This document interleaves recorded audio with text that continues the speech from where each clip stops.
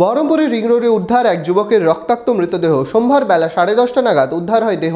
মৃত রাহুল রায় মুর্শিদাবাদ থানার দিয়ার এলাকার বাসিন্দা বলে খবর। মনোবীক্ষণ পলিক্লিনিক, চিকিৎসার জগতে এক দশক। এখন এখানে সব বিষয়ে ডাক্তারবাবু একসাথে তলায়। ফোন করুন 7477799515 এই নম্বরে।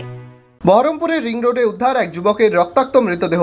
সোমবার বেলা 10:30 নাগাদ দেহ উদ্ধার করে মুর্শিদাবাদ মেডিকেল কলেজ হাসপাতালে পাঠায় খাগড়াফাড়ির পুলিশ। মৃত রাহুল রায় মুর্শিদাবাদ থানার দিয়ার এলাকার বাসিন্দা বলে খবর। মৃতের গলায় ধারালো অস্ত্র দিয়ে কোপানোর দাগ রয়েছে। জানা গিয়েছে এদিন সকালে রাস্তার পাশে রক্তাক্ত দেহ পড়ে থাকতে দেখেন স্থানীয়রা। পরিবারের দাবি এদিন সকালে রাহুল রায় সকালে 8:30টার দিকে দুধ বিক্রি করতে বেরিয়েছিলেন বাড়ি থেকে। বাড়ি ফেরার পথে তার উপরেই হামলা চালানো হয়। ঘটনায় প্রতিবেশীদের দিকেই আঙুল তুলেছে পরিবার।